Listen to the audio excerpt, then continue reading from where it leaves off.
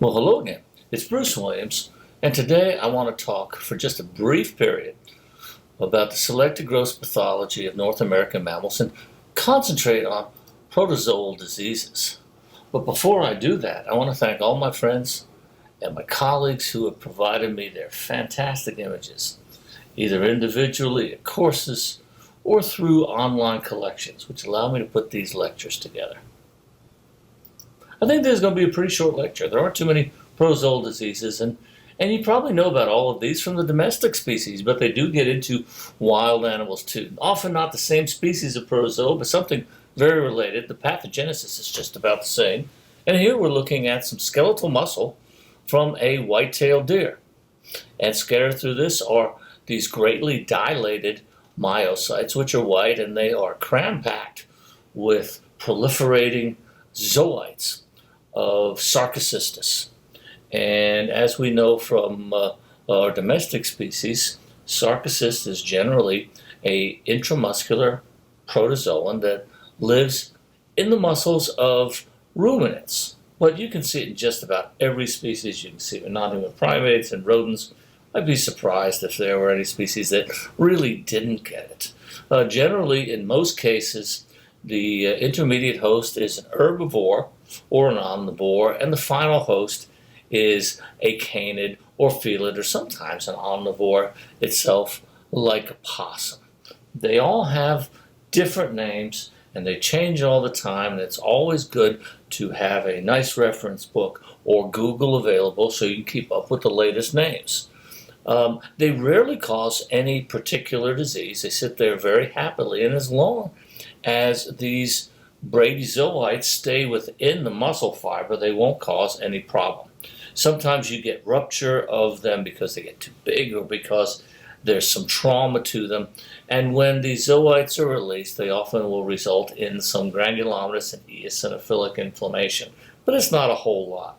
I think we primarily see that in cattle with infected with Sarcocystus bovicanus. When they're released, you get a condition that's known as eosinophilic myositis, the large concentration of eosinophils after rupture of one of these cysts gives sort of a greenish tinge to the muscle. I haven't seen that in any wild species.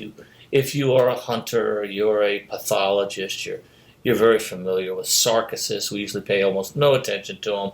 You know, as we go through muscle on a microscope, we say, hey, look, there goes a Sarcocyst. That's about it.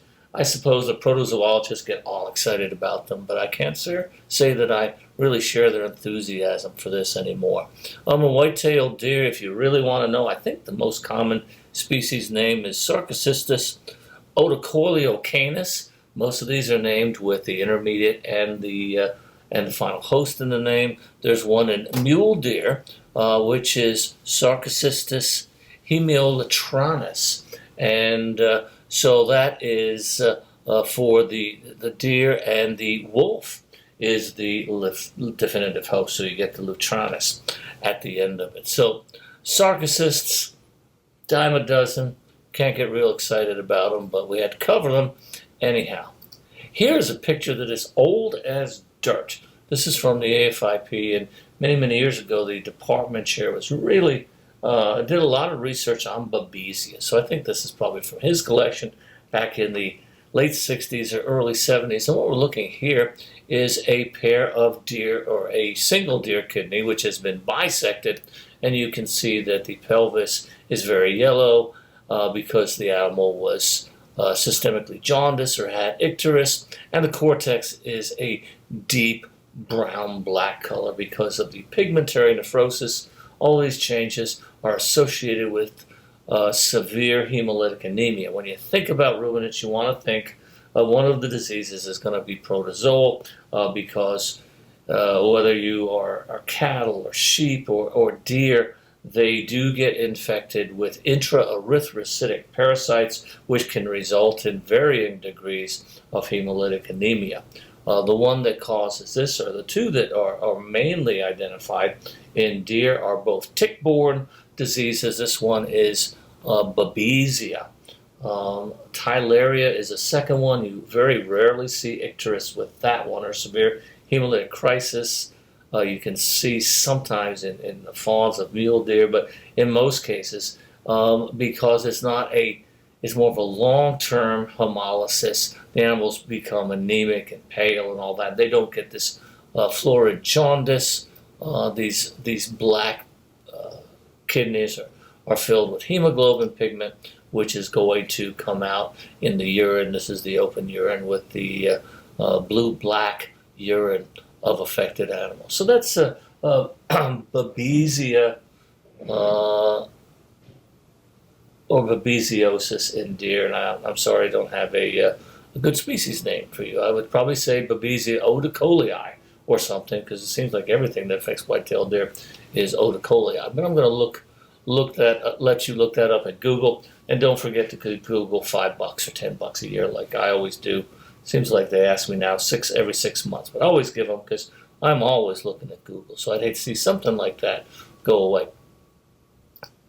Oh, this is one of my favorite pictures, and I've used this one on tests for years and years and years. We are looking at the snoot of a possum and the skin of the nose and of the lips. And if you looked at this animal, you'd probably see them all over the skin of its body. Contain these small white raised cysts. And this is a form of besnoidiosis. Besnoidia is an apicomplexan, which has a very thick wall, forms these cysts. Once it is ingested and it gets into the bloodstream, the zooites will go out and they will infect cells of mesenchymal cells throughout the body. And the pathogenesis is very similar in possums as it is in cattle, which is an emerging disease in certain parts of the world, especially southern Europe right now. And you get a very similar syndrome where you get the cyst formation within a range of mesenchymal cells and a range of tissues. And so you can see them in skin throughout the body. You can see them in fibroblasts in multiple organs, liver and spleen or whatever. They tend to congregate in the mesenchymal tissues, which you would see in the joints and the sclera of the eye. One of the problems that you see, and I don't know about this in possums, but especially in male cattle, is that you see them cause their cyst formation and then subsequent inflammation in the testis, which results ultimately in infertility, and the presence of these cysts ruin the skin or the hide. So it can be certainly of economic importance in domestic species.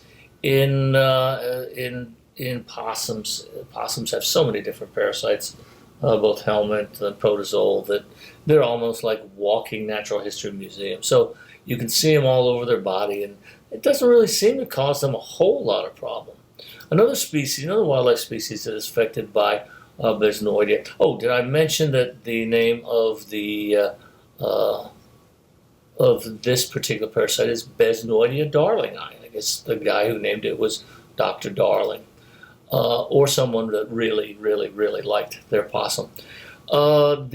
Another wildlife species that you can see Besnoidia in, and it gives you patchy alopecia and similar cyst formation on the tissues of the face, on the legs, and on the scrotum, is reindeer. They have a special one that's Besnoidia tarandi. And Besnoidia tarandi has been submitted a number of times in the Wednesday Slide Conference, including about 4 or 5 years ago. So if you're looking for great pictures of Besnoidia in various animal species, including possums and reindeer, I suggest that you go to the Wednesday Slide Conference, where you'll find great pictures, virtual slides, and a good description of all of these. And I strongly recommend that for any disease, because it's a phenomenal resource. And we don't ask you for $5 every 6 months or so, like Google does. Oh, it's not Google. I'm sorry. It's Wikipedia. Sorry, Google. Didn't want to impugn your name. Wikipedia, I love you, but you do hit me up a lot. Okay, so let's get back to Besnoidia tarandi. I always wonder if I'm pronouncing that correctly. I guess if the guy's name is French, it's probably Benoit or something, but I've never heard anybody say Benoitia, and I don't want to say it because people look at me funny, because we all say Besnoidia over here. So we have these really big cysts, even bigger. They are huge in thick-walled cysts with lots and lots and innumerable zooids within them. And when you see the affected skin from these reindeer, it's just wall-to-wall cysts. And they're probably all coming out of fibroblasts or something like that. So they lose their hair, and they do go through all the same processes. And here it's not the best picture, and it's actually from a cow. It's the best I could do. If you wonder what the cysts look like in the sclera, same thing. That's these bulging cysts, but this animal would have it in its skin and in its joints. You'd see it in some visceral tissue and all of that. So those are those great cysts that everyone talks about in the sclera of the eye. And that brings me to the end of this very short lecture. Hey, I want to finish it in less than 5 minutes, so good luck, good happiness, good health, and I'll see you next time.